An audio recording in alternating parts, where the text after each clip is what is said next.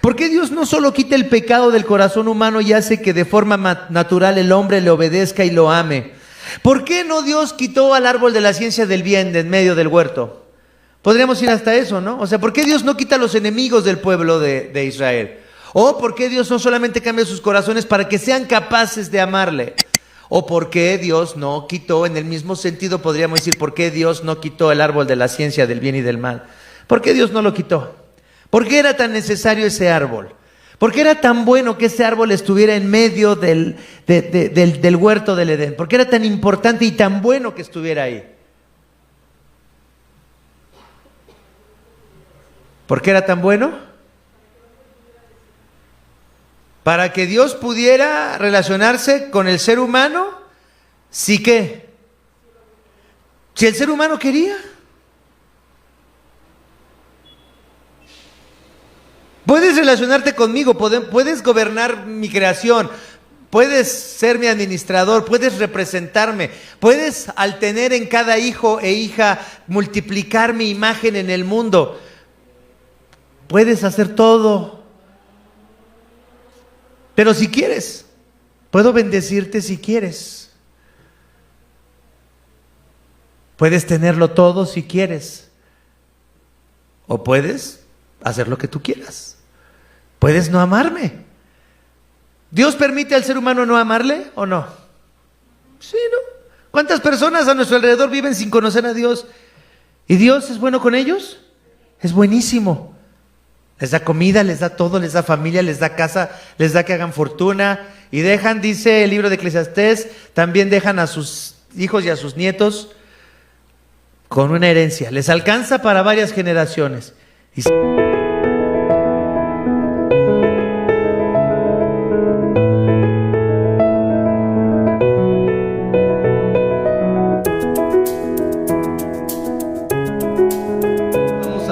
A seguir entonces así con los servicios. Vamos a ir a la palabra del Señor en esta mañana, que está en el texto de Jueces, capítulo 2, versículos del 1 al 5. Jueces, capítulo 2, del 1 al 5. Recuerden que la semana pasada iniciamos una nueva serie de sermones que se llama Líderes, Tragedia y Gracia. Líderes, Tragedia y Gracia, esta nueva serie de sermones en Jueces, en el libro de Jueces.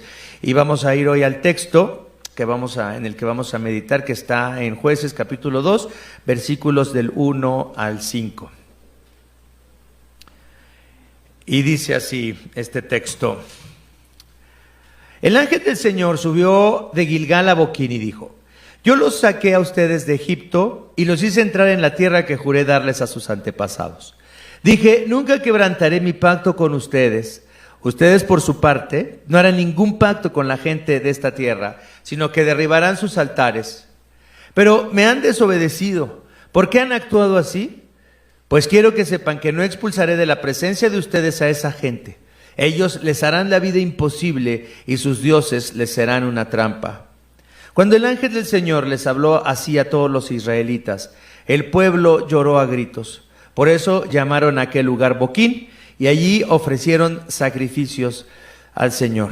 Esta es la palabra de Dios en la que vamos a meditar hoy. Y quiero hablar de tres cosas. Voy a hablar acerca de un ángel, de un pacto y de un sacrificio. El título del sermón es Síntesis de la Fe Cristiana. Una síntesis de la fe cristiana. Y en estos 5 versículos vamos a ver una síntesis muy clara de en qué consiste la fe cristiana. Vamos a hablar entonces de un ángel, de un pacto y de un sacrificio. Vamos a hablar entonces del ángel. Dice el texto: el ángel del Señor subió de Gilgal a Boquín.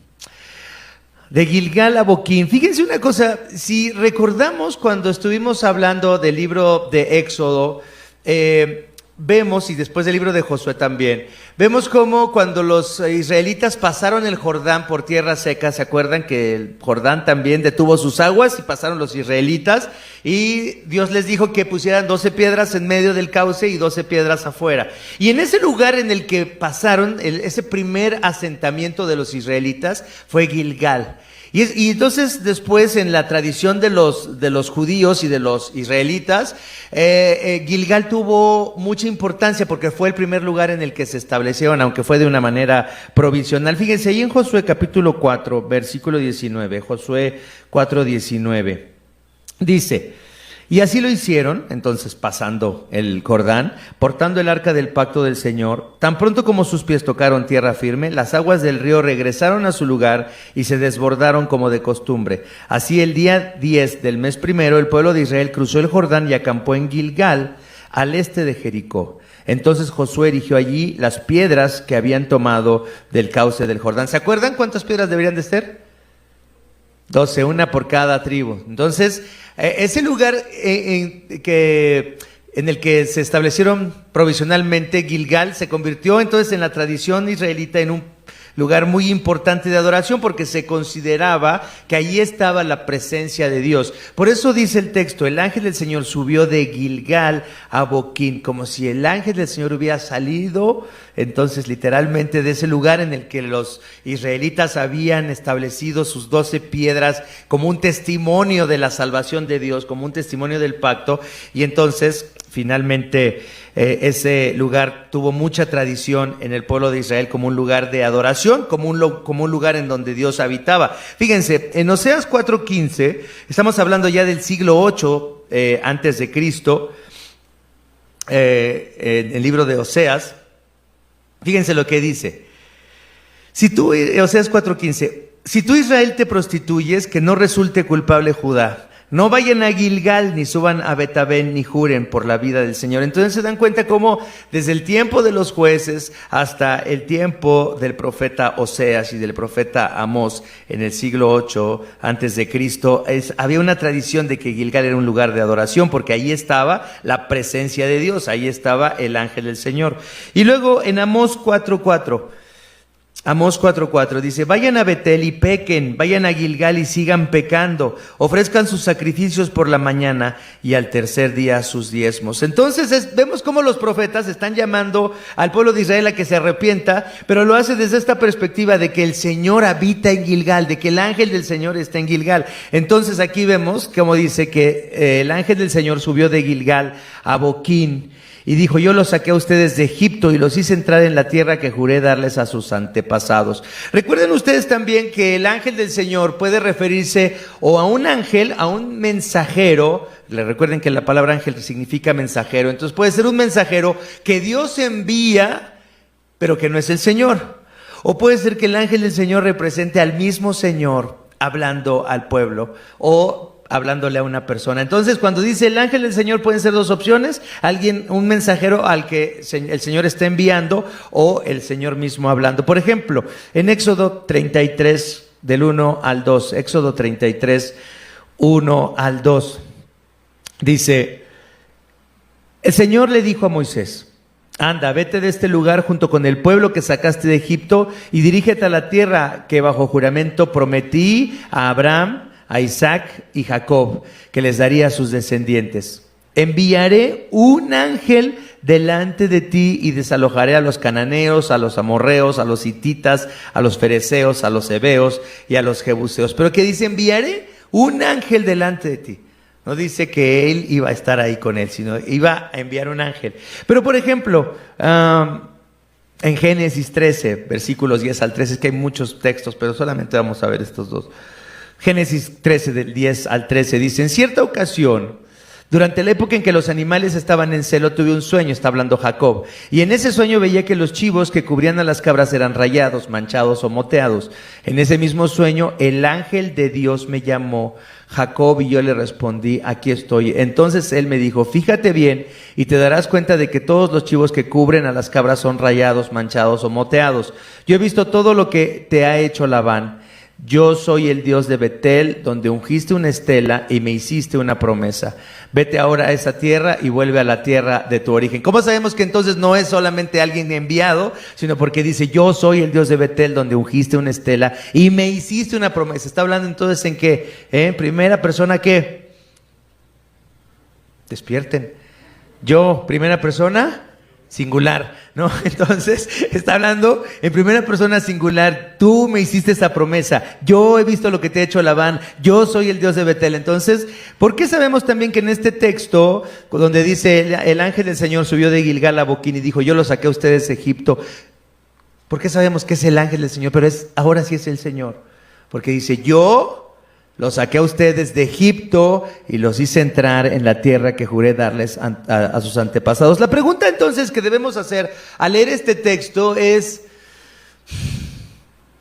un ángel, y un ángel que además les recuerda a los israelitas que los sacó de Egipto. Dos preguntas: ¿para qué sacó el Señor a Israel de Egipto?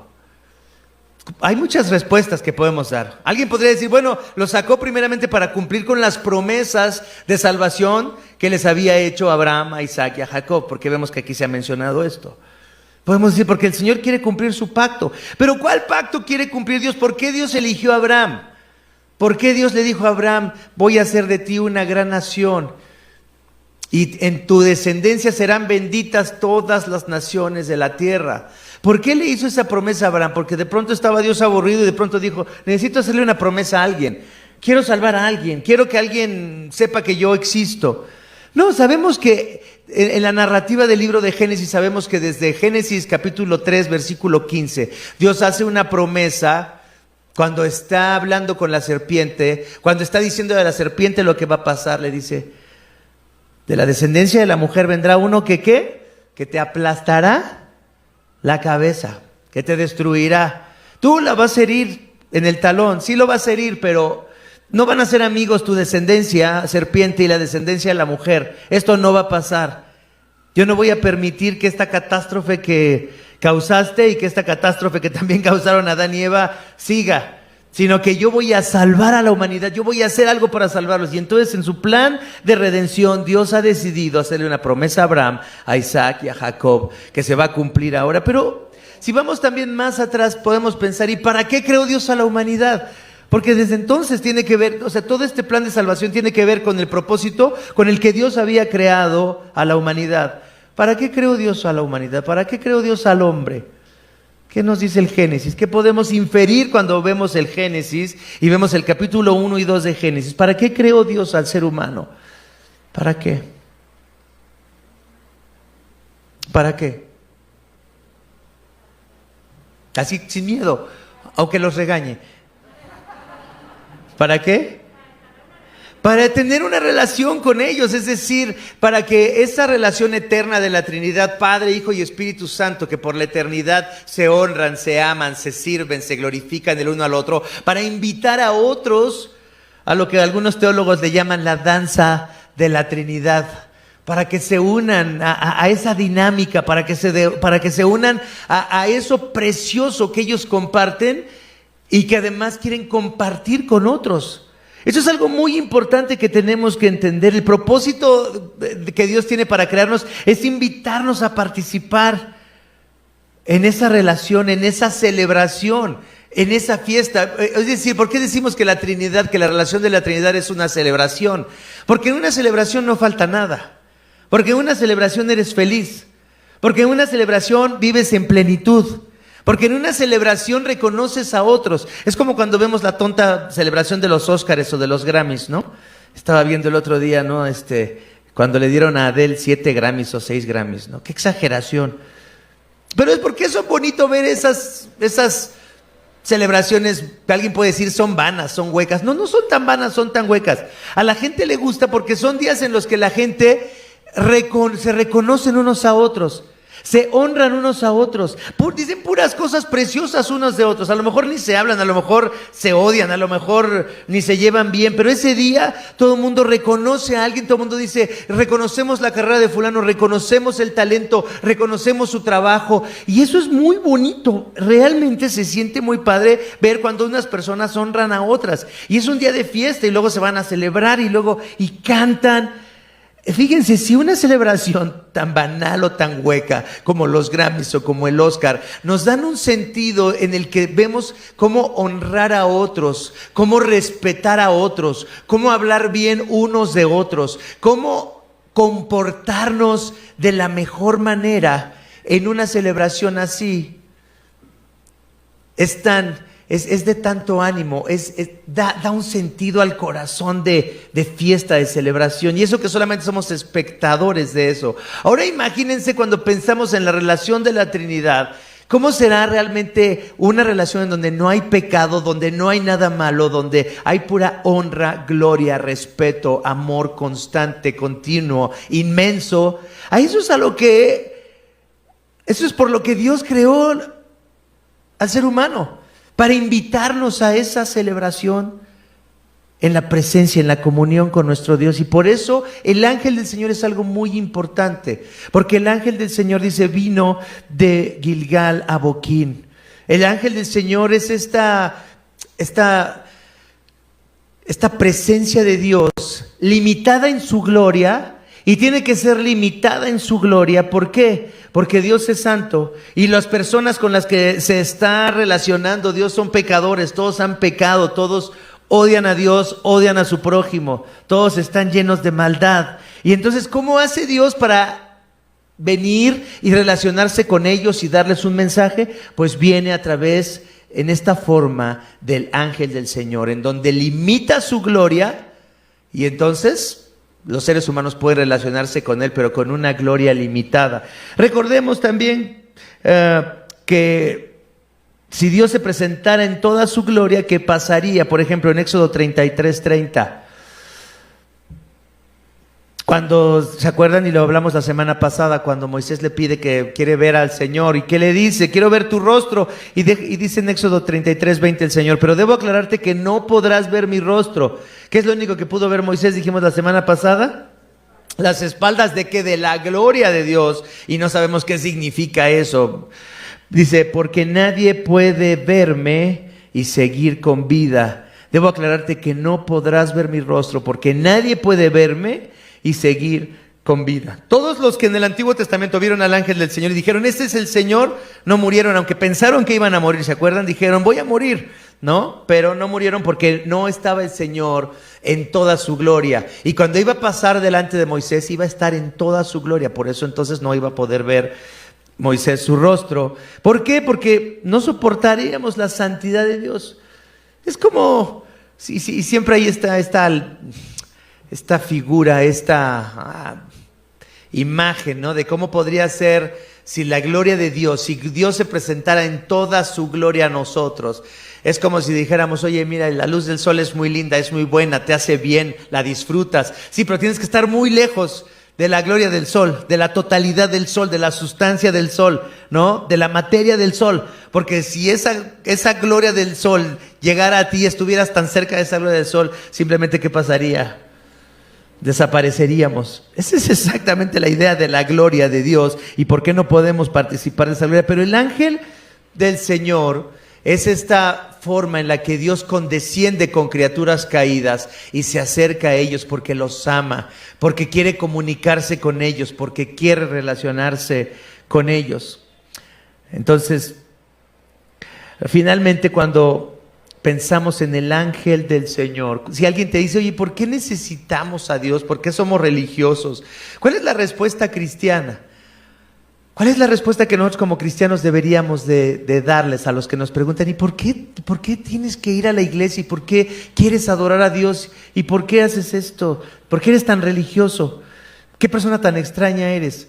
No somos extraños. Todos, aún los que se dicen ser ateos, si tú analizas a todos los ateos famosos que hay, te das cuenta que tienen un pleito ¿con quién? Tienen un pleito con Dios. No es que son indiferentes a Dios, no son indiferentes a Dios. Tienen un pleito con Dios, están enojados con Dios, están en rebelión en contra de Dios. Lo hemos dicho aquí muchas veces. Nadie que está pasando una cosa tremenda, nadie que está sufriendo muchísimo, levanta la mano y dice, maldito sea el Big Bang. ¿Están de acuerdo? Nadie dice eso y lo hemos dicho aquí miles de veces. Nadie levanta su puño y dice, maldito Big Bang, mira lo que estás haciendo. No, la gente maldice. ¿Y maldice a quién? Maldice a Dios. Maldice a Dios. Fuimos hechos a imagen y semejanza de Dios. Aunque queramos negarlo, estamos unidos a Dios. Estamos en una relación con Dios, que puede ser en la que nos rendimos a Dios o puede ser en la que nos rebelamos en contra de Dios. Pero siempre estamos en una relación con Dios. ¿Por qué? Porque fuimos hechos para eso, para relacionarnos con Dios. Porque Dios ama habitar en medio de la gente que Él creó. Finalmente, cuando analizamos la Biblia y ya vimos un poquito el Génesis y pensamos en la creación, si ahora pensamos en el Apocalipsis, ¿qué descripción hay aquí del Apocalipsis? Y vamos a Apocalipsis capítulo 21, versos 3 al 4. Estamos hablando de este ángel del Señor. ¿Qué significa el ángel del Señor? No solamente es un ángel como la gente que cree en la metafísica y que cree que los ángeles la protegen, los cuidan y cosas así. Si les ofreces unas manzanas, canela, cosas así, le pides a tu ángel el nombre y para que tengas buena suerte, te vaya bien el trabajo. No, este es el ángel del Señor. Dios quiere habitar en medio de su pueblo. Y Apocalipsis 21, del 3 al 4 dice: oí una potente voz que provenía del trono y decía: aquí entre los seres humanos está la morada de Dios. Aquí está el tabernáculo de Dios con los hombres, dice la Reina Valera. Dios quiere habitar en medio de los hombres, en medio de los seres humanos. Fíjense lo que dice: Él acampará en medio de ellos y ellos serán su pueblo. Dios mismo estará con ellos y será su Dios. Aquí entre los seres humanos, Él enjugará toda lágrima de los ojos y no habrá muerte, ni llanto, ni lamento, ni dolor, porque las primeras cosas han dejado de existir. ¿Qué es lo que explica el ángel del Señor? Este ángel explica que Dios quiere habitar en medio de la humanidad, y para habitar en medio de la humanidad tiene que salvarla, tiene que perdonarla. Y eso es lo que viene en el segundo punto, en el pacto. El ángel del Señor entonces venía de Gilgal a Boquín. ¿Y para qué venía entonces? ¿Para regañarlos? Pues sí, venía para reclamarles algo. Yo los saqué a ustedes de Egipto y los hice entrar en la tierra que juré darles a sus antepasados. Y dije: nunca quebrantaré, ¿qué dice? Mi pacto con ustedes. Ustedes por su parte no harán ningún pacto con la gente que está en esta tierra, sino que derribarán sus altares. El Señor entonces les recuerda a los israelitas que no deberían de quebrantar su pacto, que nada, más bien que Él no quebrantaría su pacto, que nada haría cambiar la decisión que Dios había tomado de salvarlos. Y les dice: pero ustedes sí han faltado a mi pacto. Pero yo no voy a quebrantar nunca mi pacto, jamás voy a quebrantar nunca mi pacto. Ustedes nunca serán capaces de serme fieles, prácticamente es lo que Dios les está diciendo. Y prácticamente es de lo que vamos a hablar todas las semanas que vienen, hablando del libro de Jueces. Vamos a hablar de cómo es imposible que el pueblo pueda ser fiel al pacto, aunque Dios va a estar recordándoles constantemente que ha hecho un pacto para salvarlos, ha hecho una promesa para salvarlos. A la salvación de Dios, el pueblo responderá con infidelidad todo el tiempo. Al amor de Dios, el pueblo responderá con desprecio. A la salvación de Dios, el pueblo responderá con infidelidad. Al amor de Dios, el pueblo responderá con desprecio. ¿Cuándo fue la última vez? Quiero preguntarles hoy, que han respondido con infidelidad al amor de Dios.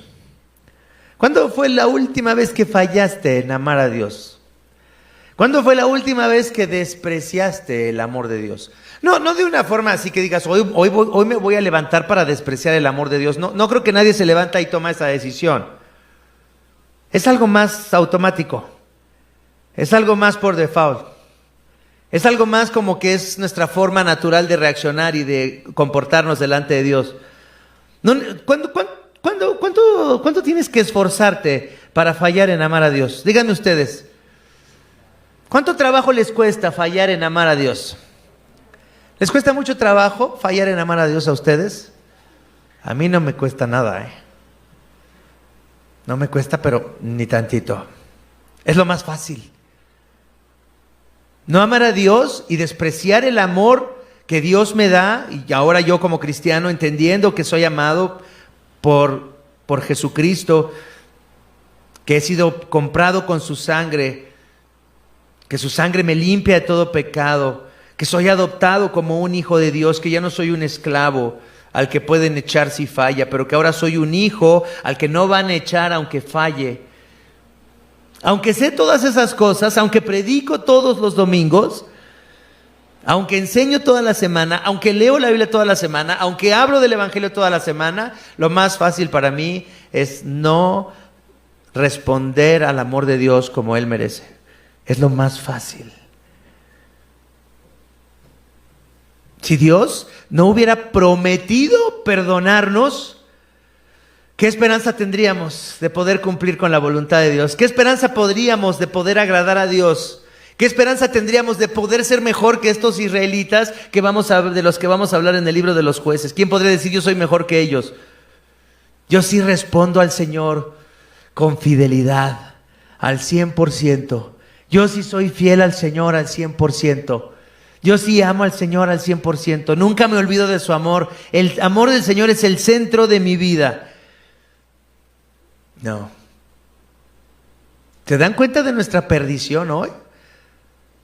¿Se dan cuenta de lo perdidos que estamos hoy? Ustedes piensan que son cristianos y que ya no están perdidos.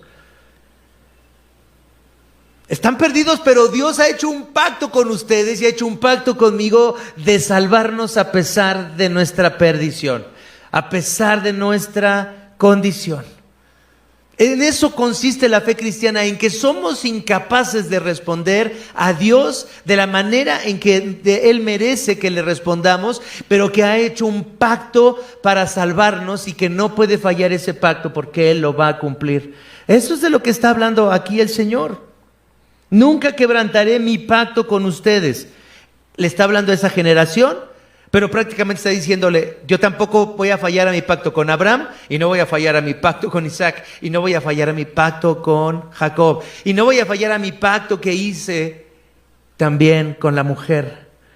Y no va a fallar su pacto en todas las generaciones hasta que el Señor regrese. ¿Cuál es la condición normal de todos los pecadores? Isaías 29:13, ¿qué dice? Este pueblo me alaba con la boca y me honra con los labios, pero su corazón está lejos de mí. Qué bueno que eso está hablando de otras personas, ¿verdad? Qué bueno que está hablando de otros. ¿Están de acuerdo? Este texto de Isaías 29:13 no tiene nada que ver con nosotros, Jerry. ¿Estás de acuerdo? ¿O sí tiene que ver contigo algo esto? Tampoco te pongas tan dramático. Tampoco hagas drama, Jerry. O sea, cuando leemos esto, este pueblo me alaba con la boca y me honra con los labios, pero su corazón está lejos de mí. Obviamente está hablando de esos judíos del siglo 8 que estaban en Jerusalén y que tenían a sus dioses y que eran injustos. Están hablando de ellos, ¿estás de acuerdo? ¿Sí o no? Ayúdanos, Bere. ¿Qué cosa? Cuando leemos un texto como este, la verdad nadie quiere decir, este soy yo. Nadie quiere decir, soy yo. Sería muy duro, ¿no? Decir, soy yo. Yo pronunciaré mis juicios contra ellos por toda su maldad, porque me abandonaron, ofrecieron sacrificios a otros dioses y adoraron la obra de sus manos. Jeremías 1:16. Jeremías 1:16, yo pronunciaré mis juicios contra ellos por toda su maldad, porque me abandonaron, ofrecieron sacrificios a otros dioses y adoraron la obra de sus manos. Qué bueno que Jeremías 1:16 también habla de otras personas. ¿Estás de acuerdo? Está hablando de esos tontos israelitas, está hablando de esos necios israelitas. No tiene nada que ver con nosotros Jeremías 1:16. ¿O tiene que ver todo contigo y conmigo? Tiene que ver todo contigo y conmigo. Nada más que ahora, en lugar de pronunciar su juicio, el juicio de Dios contra mí, ahora por causa de Jesús ya no voy a ser destruido, pero realmente me puedo identificar perfectamente. Me abandonaron, ofrecieron sacrificios a otros dioses y adoraron la obra de sus manos. ¿Qué adoras antes que a Dios? ¿A qué le sirves antes que a Dios? ¿Por qué sigues siendo la misma persona necia que siempre has sido? O floja, o grosero, o chismoso, o orgulloso, o altanero. ¿Por qué sigues siendo esa misma persona? ¿Por qué? Porque has abandonado al Señor y porque adoras la obra de tus manos. Porque hay algo más importante que Dios en tu vida. Y por eso no puedes convertirte en la persona que Dios quiere que seas. Por eso no puedes amar a otros, por eso no puedes amar al Señor, por eso no puedes servir a otros. Porque sigues presa de tu orgullo, de tu egoísmo, de las cosas que sabes que están mal. Y sin embargo, por el pacto que Dios ha hecho, por la promesa que Dios nos ha hecho, a pesar de que nosotros somos de los que está hablando Isaías 29:13 y Jeremías 1:16. Y si alguien dice, no está hablando de mí, hoy exageró el pastor, esa persona lo que no quiere es reconocer que está perdido, que es miserable y que necesita un Salvador. Si hoy alguien dice, no, hoy exageró Víctor, ¿cómo crees que vamos a ser nosotros esos? ¿Está loco? Si alguien piensa así, es que no entiende el Evangelio, es que no comprende su necesidad, es que no está desesperado. El pacto que debieron hacer los israelitas con Dios, como debieron de haber respondido al Señor, ese pacto que debieron haber hecho con Dios, más bien lo hicieron con los dioses falsos de la tierra de Canaán y con los pueblos de Canaán. Y así somos nosotros de manera natural. Sabemos qué es lo que Dios ha hecho por nosotros, reconocemos su pacto y sin embargo queremos amar más otras cosas. Queremos que otras cosas nos satisfagan. Queremos que otras cosas nos hagan felices. Piensa qué es lo que tú quieres que te haga feliz. Piensa qué es lo que quieres que te haga feliz. Eso es lo que estás adorando. Eso es con lo que estás haciendo un pacto. Eso que tú quieres tener para ser feliz. El día que mi marido cambie. El día que se convierta ya en un marido amoroso, que me escuche, que me ponga atención, que no me ignore, que me ponga toda su atención. Ese día yo voy a ser feliz. El día que mi mujer ya cambie, ya deje de decirme esas cosas que no me gusta que me digan, que me esté recordando todas las deudas que hay, todo lo que hay que pagar, que me esté recordando todo lo que tengo que hacer, que me esté recordando que dejé mi pijama tirada en el baño, que ya el día que cambie esa mujer, Señor, cámbiala, ya cámbiala, porque no voy a ser feliz hasta que no la cambies. El día que me case, ¿sí o no? Ese día voy a ser feliz. El día que me case, el día que me vaya de luna de miel, ese día voy a ser feliz. El día que tenga hijos voy a ser feliz. Cuando Dios me conceda un hijo voy a ser feliz. Mientras no voy a ser feliz. El día que tenga el trabajo que debo tener, cuando ya, ahorita solamente gano 10,000, pero cuando gane 20,000, te juro Dios que ya voy a diezmar. Ya, cuando gane 20, ahora sí, voy a entregar mis diezmos, porque ahorita con 10 no se puede. Menos con 5, ¿no? Cuando ya sean 40,000, no, 50,000, no, 100,000, ya ahí voy a estar bien. Cuando mis hijos me obedezcan, cuando mis hijos sean cristianos, ya voy a ser feliz. Cuando vea a Fernanda y a Hugo que se convierten a Cristo, voy a ser feliz. ¿Se imaginan qué tontería que ese fuera mi deseo más grande? Que yo hiciera un pacto con ellos, que dijera, esto es lo que yo quiero para ser feliz. Que Hugo y Fernanda sean cristianos. ¿Se imaginan? A la miseria a la que estaría yo condenando mi corazón. Y a la miseria a la que condenas tu corazón cuando quieres algo en esta vida para ser feliz.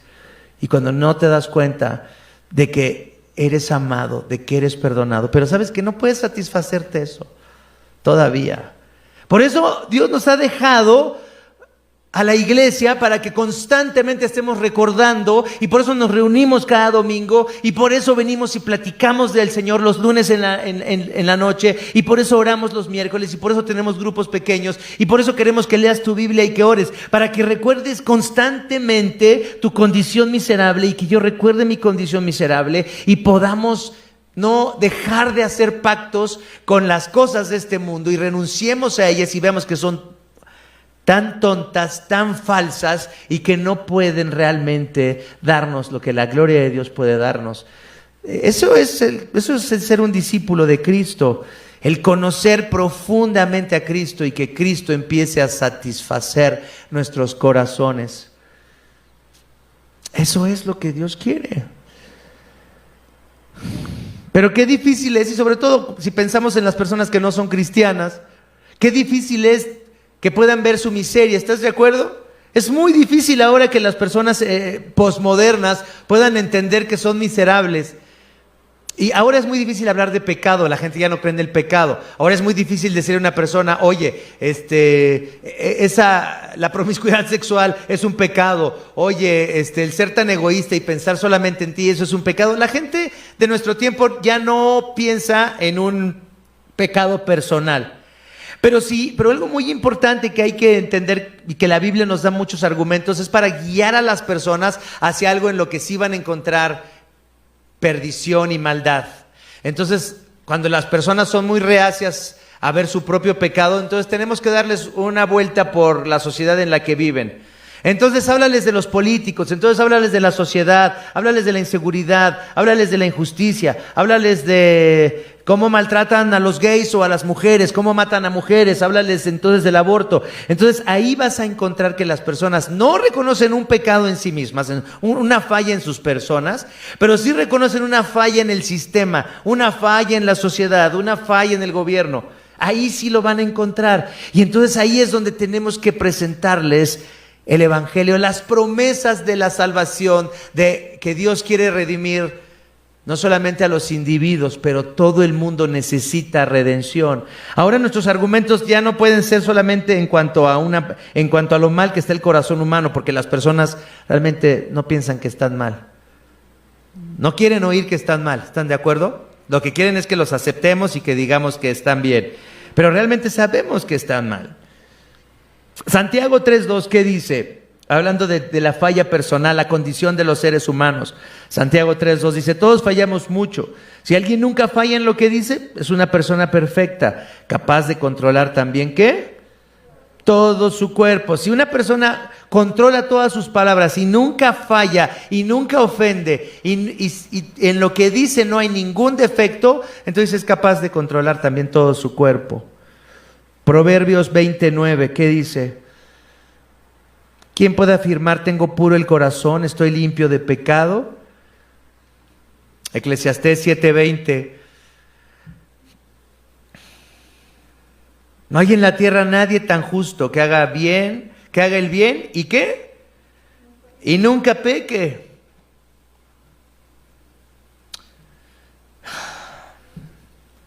Todos pensamos que somos buenos. Es más, entonces la gente a nuestro alrededor se ve como que es buena. ¿Estás de acuerdo? No se ve, no. Voltea a ver a todos los que hoy están aquí contigo. Voltea a verlos. ¿A poco no se ven como que son muy buenas personas? Todos ustedes parecen buenas personas.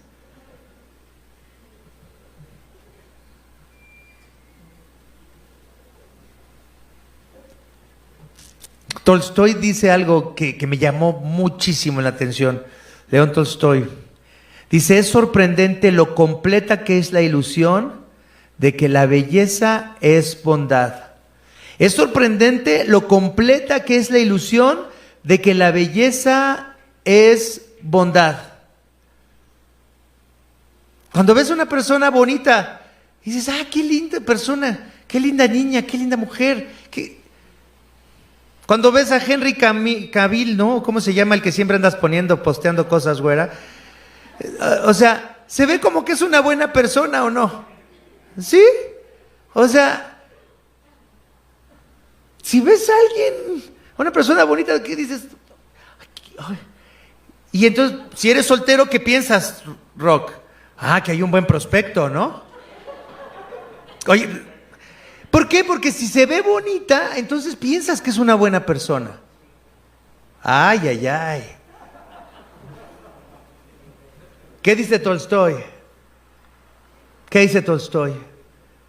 Es que la belleza hace que parezca a la gente como que son buenos. Pero nada más, como siempre dicen los dichos populares que tienen tanta razón. ¿Quieres conocer a Inés? ¿Cómo termina Leo? Vive con ella un mes y todo lo que termine en es, ¿no? ¿Quieres conocer a una res? También vive con ella un mes, lo que sea. ¿Quién es bueno? Nadie. Los que viven junto a ti saben lo hipócrita que eres, saben lo falso que eres, saben lo mezquino que eres, saben lo egoísta que eres. Los que viven contigo saben cómo eres. Los que viven contigo saben cómo eres, no puedes ocultarte.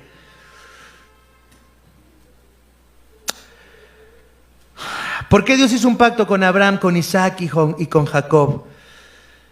¿Por qué lo hizo? Porque Dios está reafirmando su compromiso de salvar a personas como nosotros, a personas como los israelitas del tiempo de los jueces. Dios tiene un compromiso de salvar a la humanidad, de redimir toda la creación, de redimir todo, de redimir el mundo. Cada vez que vamos entonces al Antiguo Testamento y vemos la interacción de Dios con su pueblo, percibimos entonces con toda claridad la bondad y paciencia de Dios para su pueblo.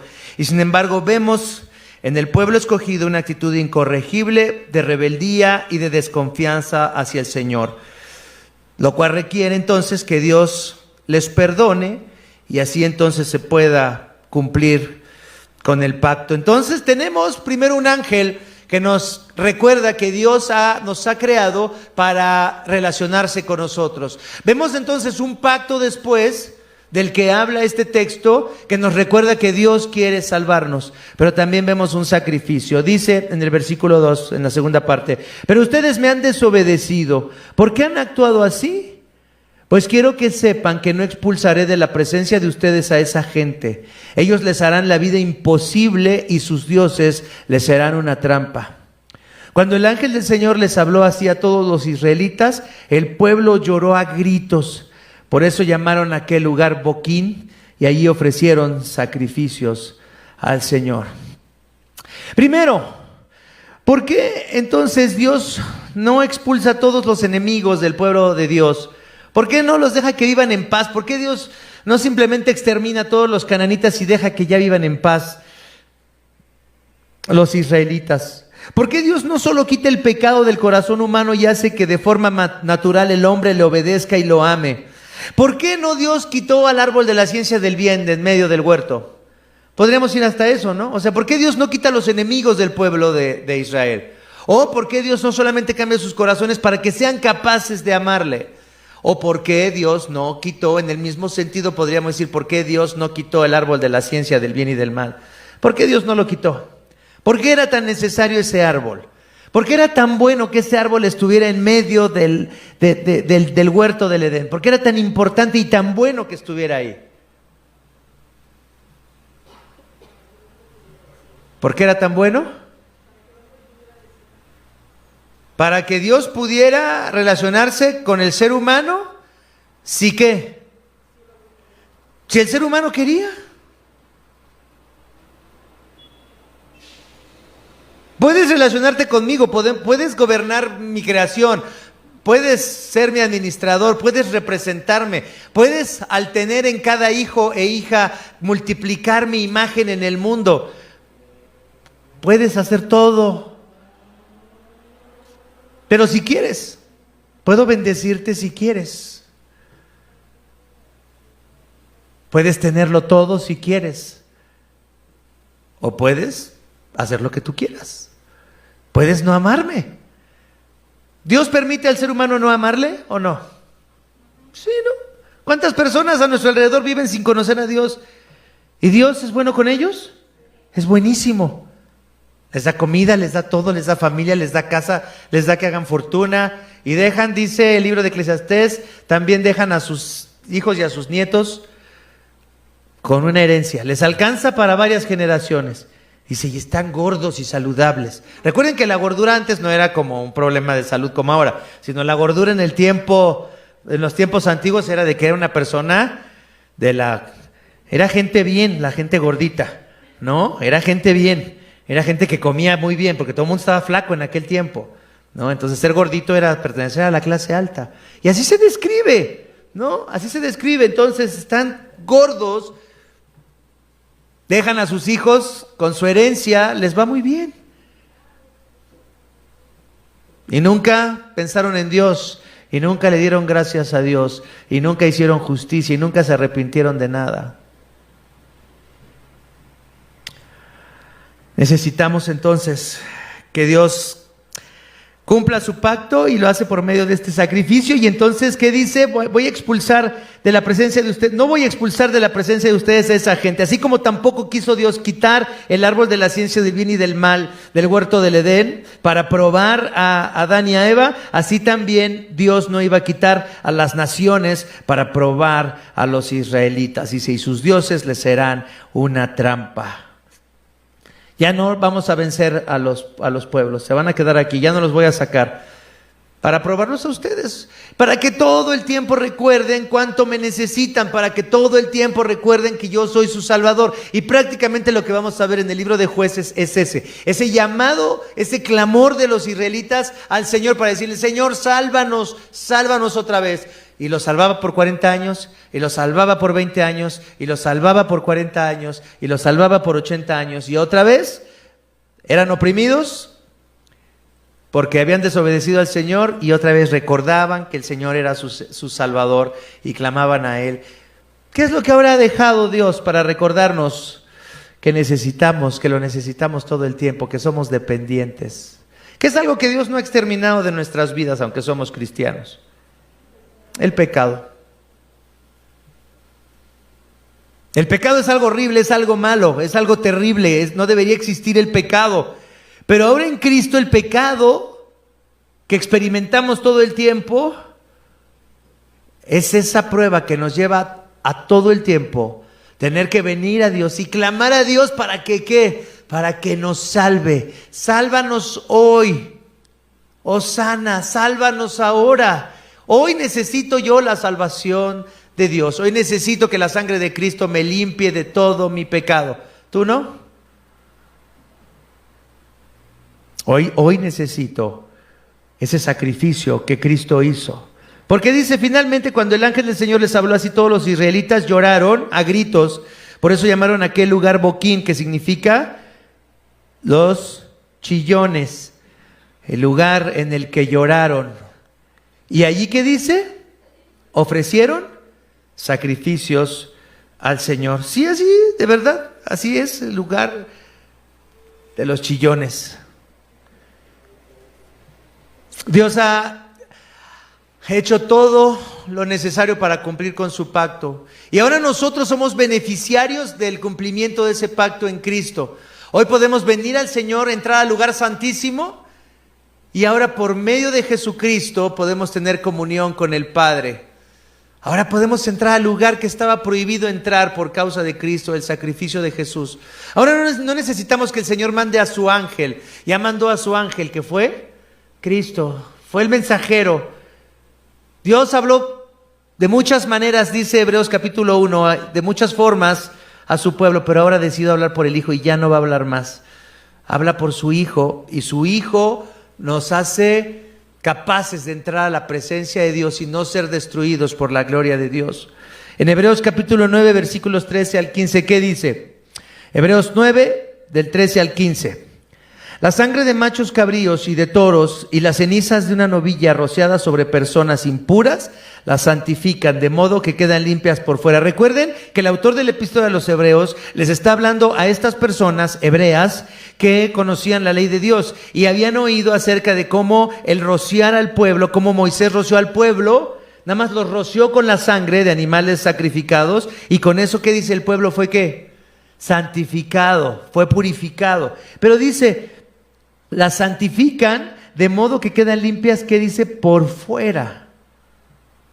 Pero en el versículo 14 dice: si esto es así, ¿cuánto más la sangre de Cristo, quien por medio del Espíritu Eterno se ofreció sin mancha a Dios, purificará nuestra conciencia de las obras que conducen a la muerte, de nuestro pecado, de nuestra maldad, a fin de que sirvamos al Dios viviente? Por eso Cristo es mediador de un nuevo pacto, para que los llamados reciban la herencia eterna prometida, ahora que Él ha muerto para liberarlos de los pecados cometidos bajo el primer pacto. Entonces, ¿cómo nos libera Cristo de los pecados cometidos bajo el primer pacto? Pues yo no puedo cumplir con la ley de Dios, y entonces, ¿qué hace Cristo? La obedece en mi lugar. Y entonces ya no soy condenado por la ley. Ya puedo leer los 10 mandamientos y puedo saber que eso revela el carácter santo de Dios, revela cómo yo debería de vivir, y revela que también yo no puedo cumplir con esa ley, pero revela que Cristo cumplió con esa ley de manera perfecta. Él sí cumplió de manera perfecta. Y en su sacrificio hemos sido limpiados de los pecados. ¿Cuál es la síntesis de la fe cristiana? Que Dios quiere relacionarse con nosotros, que Dios ha hecho una promesa de salvar al mundo porque somos pecadores y estamos en rebelión en contra de Él, pero que ahora también, por el sacrificio de Cristo, los que vengan a Cristo pueden encontrar la salvación y entrar en comunión con Dios. la salvación, el perdón de los pecados.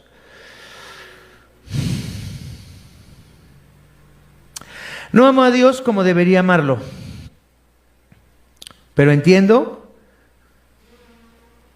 que Cristo, por su sacrificio, así como el sacrificio que ofrecieron ahí en Boquín los israelitas, un sacrificio que no podía quitarles el pecado, Cristo sí pudo quitar mi pecado. No amo a Dios como debiera amarlo, pero Cristo amó al Padre en mi lugar.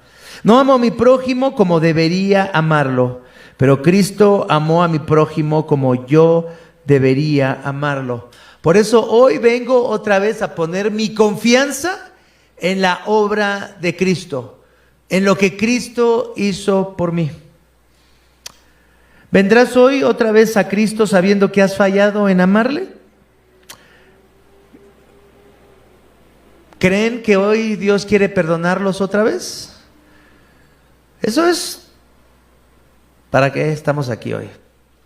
¿Vendrás otra vez a Cristo sabiendo que has fallado en amarle, que has fallado en hacer su voluntad? ¿Y crees que Él te quiere perdonar hoy otra vez? Ya han sido muchas, ¿no?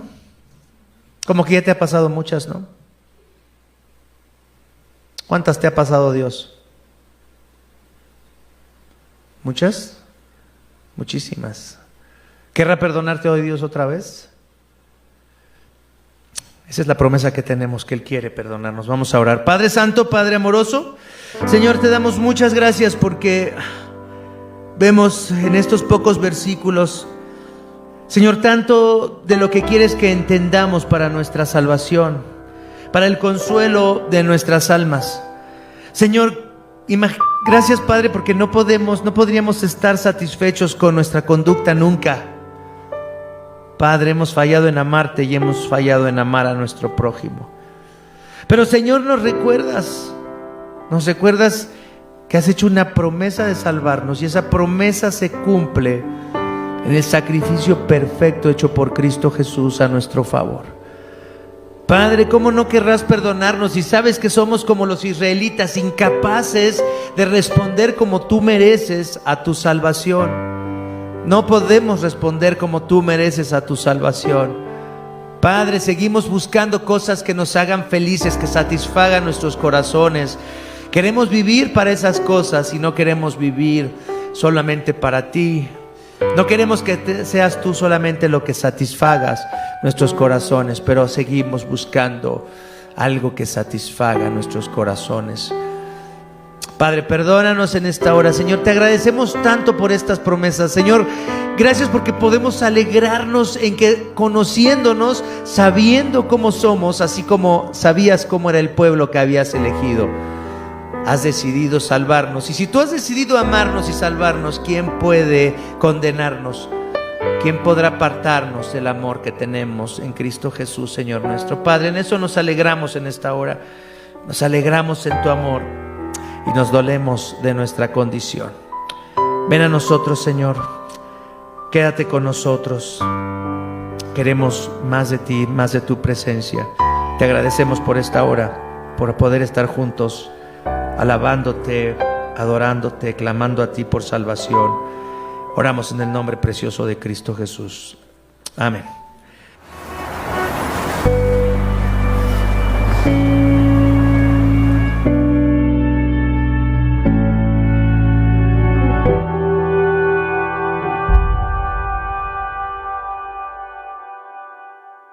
Hay dos casos que creo, de dos personas que son exponentes de esta forma de pensar, de esta forma relativista de pensar, de esta forma que niega que hay una verdad, que hay un logos que creó todas las cosas, como lo dice San Juan, hablando de Cristo, hablando de Dios. Hay una verdad absoluta porque el Creador hizo todas las cosas y estableció las reglas, las leyes sobre las cuales debemos de vivir. Pero este nuevo pensamiento que dice que no hay ninguna verdad absoluta, sino que todo depende de cada uno de nosotros, de nuestras percepciones, de nuestros sentimientos y de la realización de nuestros deseos.